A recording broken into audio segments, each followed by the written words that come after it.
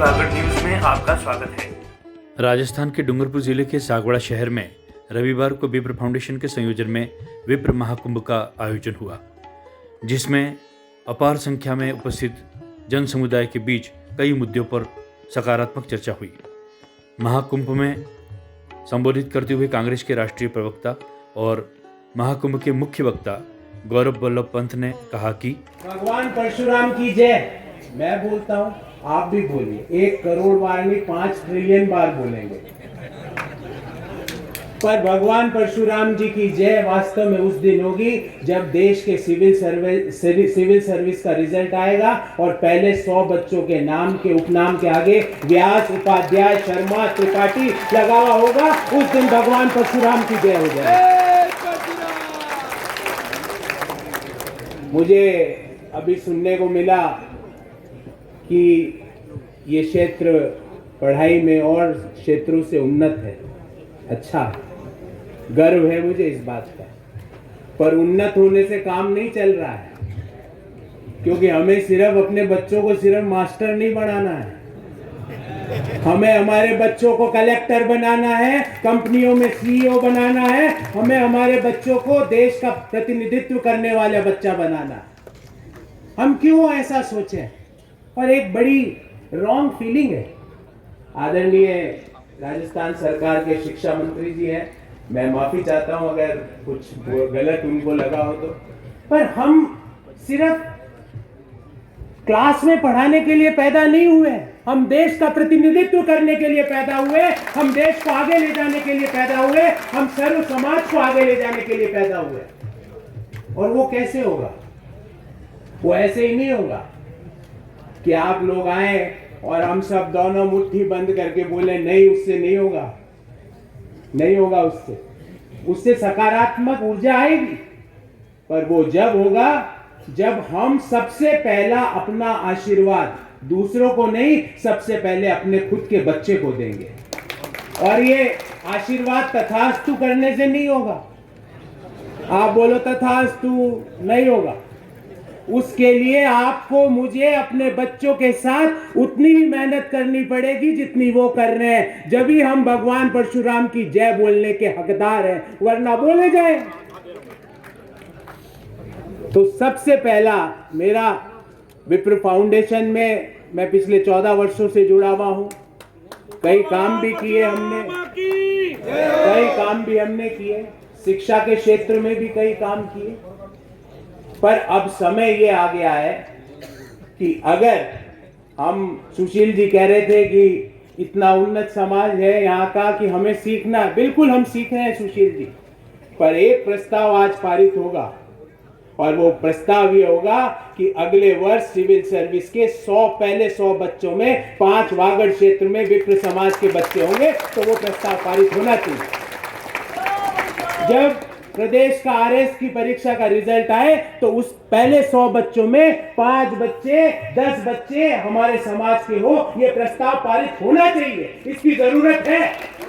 जब आईआईएम के कैट का रिजल्ट आए तो उपाध्याय, त्रिपाठी, शर्मा होना चाहिए। इसकी जरूरत है। हम किसी और समाज को कम नहीं आंकते, हम तो समरसता वाले लोग हैं। सर्वे भवन्तु सुखिनः। हम तो वसुदेव कुटुंबकम की जीती जागती इमारत लेके चलते हैं।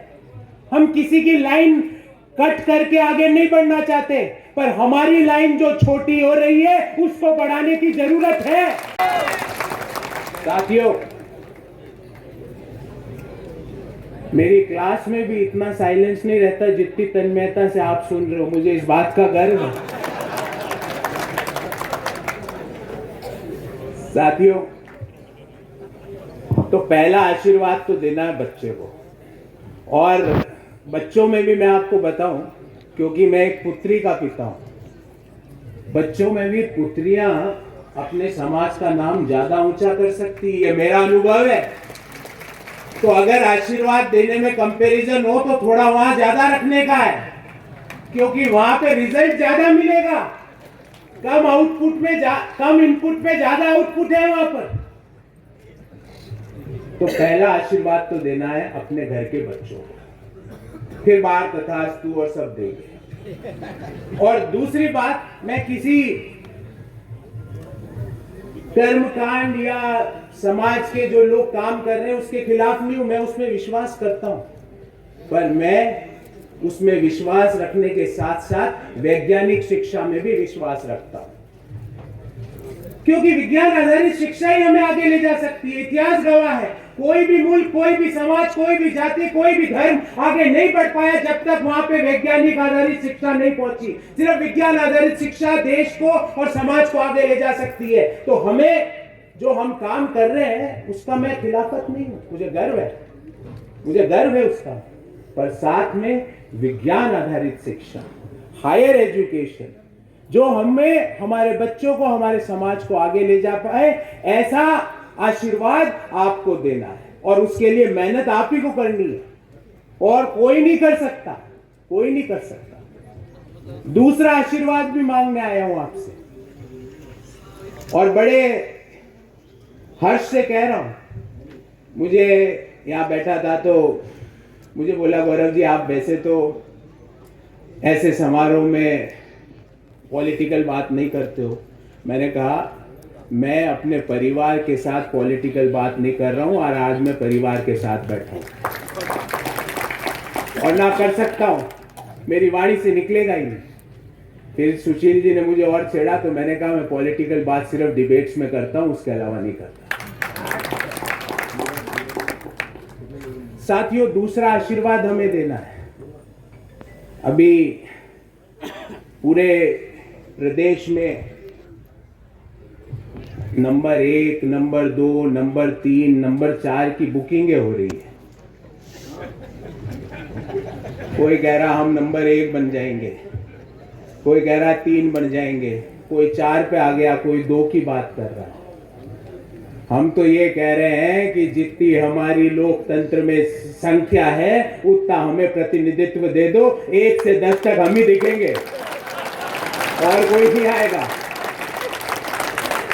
हमारी जितनी संख्या है उतना हमें प्रतिनिधित्व मिलना चाहिए, ये हमारा हक है। हम कोई खैरात मांगने यहाँ नहीं आए। हमारे जितने सर है और पार्लियामेंट में मिलनी चाहिए, कोई खैरात मांगने नहीं आए, किसी का इकट्ठा किसी का हक छीनने के लिए नहीं आए। हम तो लोगों को बढ़ाते हैं, उनको प्रोत्साहित करते हैं, पर खुद को हतोत्साहित करके अब हम प्रोत्साहित नहीं कर सकते, बहुत हो गए।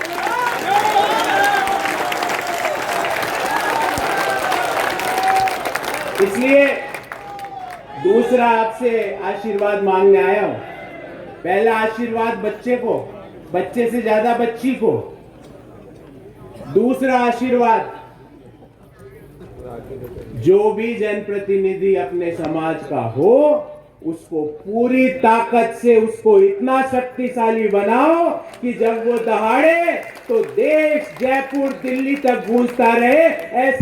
ऐसी ताकत उन लोगों को दीजिए। तो ये दूसरा आशीर्वाद उनको देना है, क्योंकि अगेन पहले तो हमारे बच्चे सरकारी नौकरियों में डीएम बन जाएंगे, एसडीएम बनेंगे, कंपनियों के सीईओ बनेंगे और उसके बाद यदि हमें हमारी लोकतंत्र की व्यवस्था के अनुसार संख्या बल के अनुपात में हमें हमारा रिप्रेजेंटेशन मिला तो सुशील जी 1, 2, 3, 4, 5, 6, 7, 8, 9, 10 किसी को गिनने की जरूरत हम नहीं रखेंगे। ये मेरा आपसे वादा है। दूसरा और तीसरी एक छोटी बात और कहूंगा। क्यों ऐसा होता है कि देश के टॉप यूनिवर्सिटी में हमारे खिलाफ के नारे लिख दिए जाते हैं और हम खामोश रह जाते हैं? क्यों हुआ ऐसा? हम ये नहीं कह रहे कि दूसरों के खिलाफ लिखो, ना ब्राह्मण लिख सकता है। परशुराम की संतान सिर्फ खुद आगे बढ़ता है, कोई पीछे छूट जाता है तो उसको खींच लेता है। पर अब समय ये नहीं है कि हम लोगों को आगे कर रहे हैं और खुद पीछे रह जाएं, वो समय नहीं है। 60,000 से ज्यादा यहां पर मेरे भाई, माताएं, बहनें बैठी है। क्या हम एक स्वर से ये नहीं कह सकते कि अब हमारे विरोध का नारा हम स्वीकार नहीं करेंगे, नहीं करेंगे, नहीं करेंगे। सुन लो कान खोल के।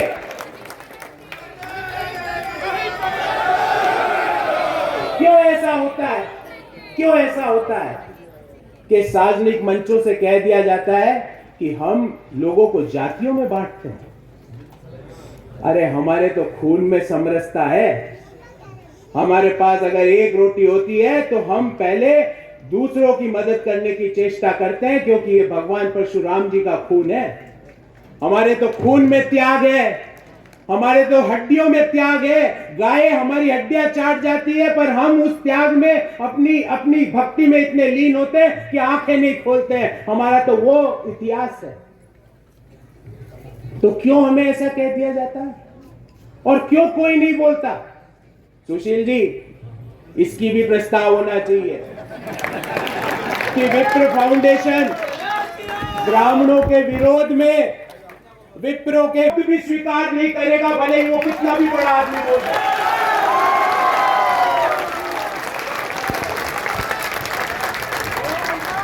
एक शब्द भी स्वीकार नहीं करेगा। और आपको जान के मैं तो आप ही के जैसा हूं। जैसा आप सोचते हो वैसी मेरी भी सोच है।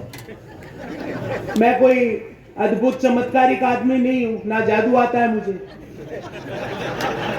मैं तो आप ही के जैसा हूं। पर सुशील जी, जब ब्राह्मणों के विरोध में लिखा गया देश के शीर्ष संस्था में, तो आपका भाई ने सबसे पहले स्टेटमेंट दिया कि मैं इसका खंडन करता हूं। ये हिम्मत कैसे हो गई? हम किसी का विरोध नहीं करेंगे, हम किसी का विरोध नहीं करेंगे, पर हम किसी के सामने अपने इंसल्ट भी नहीं करवाएंगे, हम किसी के सामने अपना अपमान नहीं कराएंगे। और यह प्रस्ताव पारित होना चाहिए, यह प्रस्ताव पारित होना चाहिए। हम प्रतिज्ञा करते हैं कि हम किसी के अपमान नहीं करेंगे, और हम कर ही नहीं सकते। हमारा तो अपब्रिंगिंग ही वैसी नहीं है, हमारे तो खून में ही वैसा नहीं है। पर अगर कोई हमारा अपमान करेगा तो भले कितना भी बड़ा आदमी हो, हम उसका मुंह तोड़ विरोध करेंगे, मुंह तोड़ विरोध करेंगे। ये प्रस्ताव पारित होना चाहिए। सुशील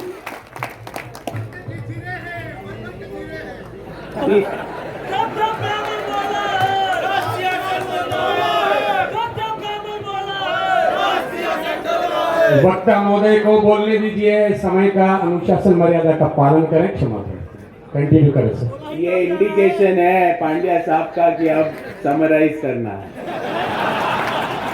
कर दूंगा सर।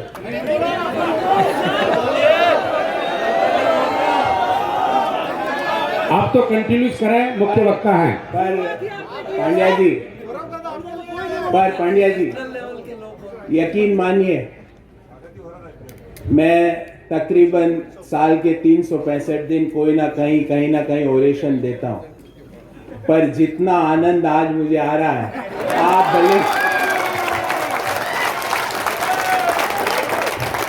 आप मुझे रोकने की कोशिश भी करोगे तो ये विप्र रुकने वाला नहीं है।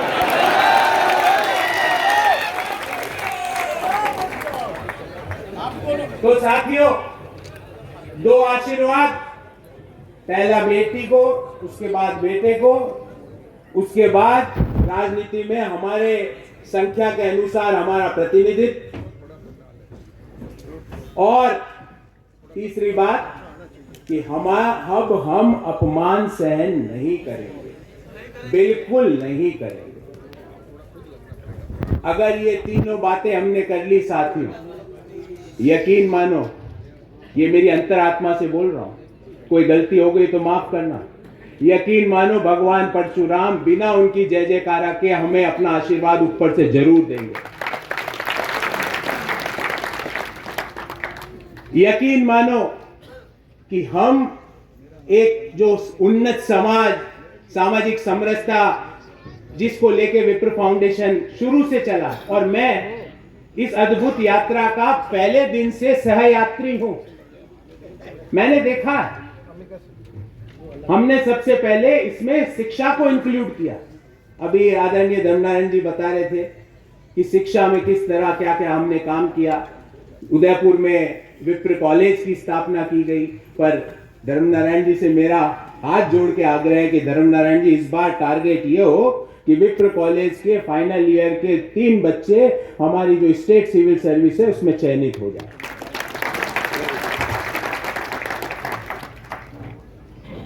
तो हमने शिक्षा में शुरू से काम किया। और एक बात और जो कई बार हम नहीं बता पाते वो आज बताऊंगा। विप्र कल्याण बोर्ड की स्थापना हुई राजस्थान सरकार ने की। बहुत हम उसका समर्थन करते हैं, हमें गर्व है उस चीज का।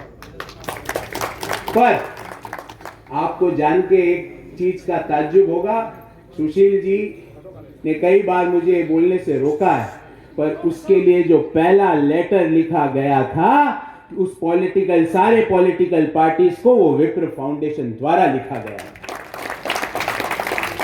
क्योंकि जिस आइडियोलॉजी को मैं बिलोंग करता हूं, और आपको पता है मैं किसको बिलोंग,